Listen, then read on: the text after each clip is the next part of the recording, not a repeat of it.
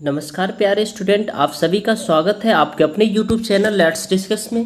प्यारे स्टूडेंट, जैसा कि आप देख रहे हैं, आज हम पढ़ने और समझने वाले हैं क्लास 9 का विषय सामाजिक विज्ञान। वर्कशीट नंबर हमारा 1 होगा और यह वर्कशीट हमारा 6 जुलाई 2021 के लिए है। तो डियर स्टूडेंट, यह जो वर्कशीट है आपका न्यू सेशन 2021 से 2022 वाले स्टूडेंट के लिए है, जो स्टूडेंट अभी 9th क्लास से 10th में गए हैं, राइट। तो चलिए हम इसे प्रॉपर वे में डिस्कस करते हैं। उप विषय मानचित्र, यानी मानचित्र को हम आज पढ़ेंगे, उसके बारे में समझेंगे, ठीक है। तो मानचित्र पृथ्वी की सतह या इसके एक भाग का पैमाना के माध्यम से चपटी सतह पर खींचा गया चित्र होता है।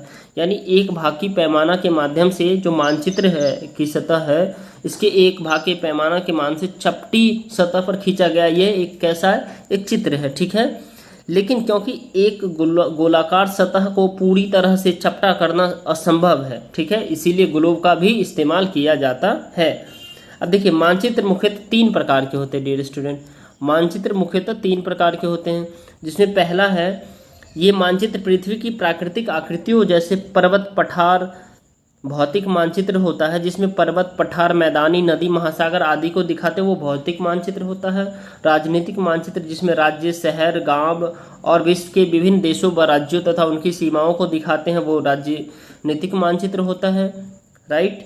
अब थीमेटिक मानचित्र क्या होता है, ठीक है। कुछ मानचित्र विशेष जानकारी प्रदान करते हैं, जैसे कि सड़क मानचित्र, वर्षा मानचित्र, वन मानचित्र, उद्योग मानचित्र और जनसंख्या का वितरण दिखाने वाले मानचित्र आदि। इस प्रकार के मानचित्र को थीमेटिक मानचित्र कहा जाता है, ठीक है। तो आप समझ पा रहे हैं।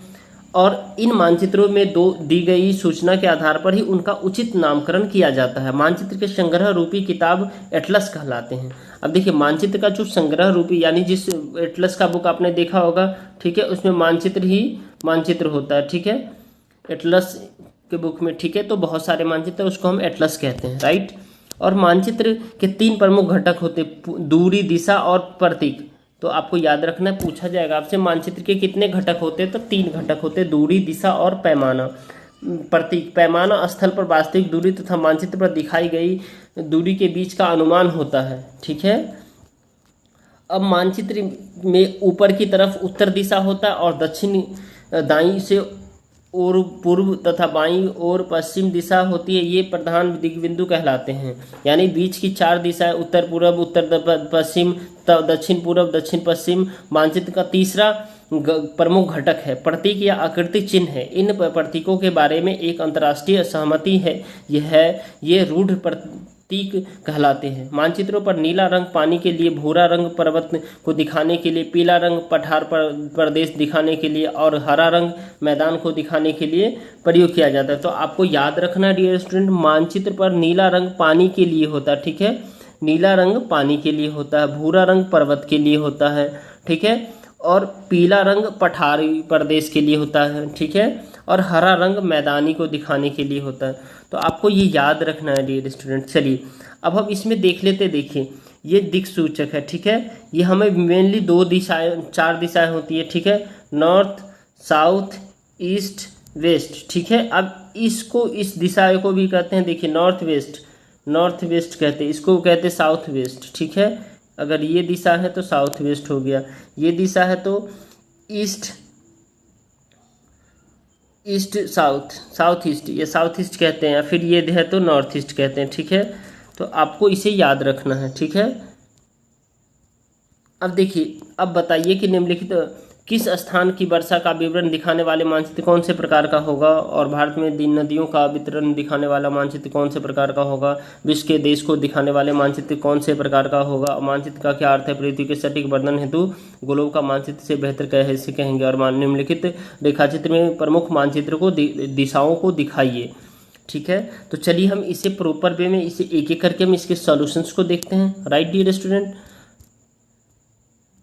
तो हमारा क्वेश्चन नंबर 1 है, किसी स्थान की वर्षा का वितरण दिखाने वाला मानचित्र कौन से प्रकार का होता है, तो थीमेटिक मानचित्र होता है। क्या होता है डियर स्टूडेंट, ये थीमेटिक मानचित्र होता है। भारत में नदियों का वितरण दिखाने वाला मानचित्र कौन से प्रकार का होता है, तो भौतिक मानचित्र होता है, जो नदियों को दिखाता है। अब क्वेश्चन नंबर 3 है, विश्व के देशों को दिखाने वाला मानचित्र कौन से प्रकार का होता है, तो राजनीतिक मानचित्र होता है। नेक्स्ट है, मानचित्र का क्या अर्थ है? पृथ्वी के सटीक वर्णन हेतु आप ग्लोब को मानचित्र से बेहतर कैसे कहेंगे?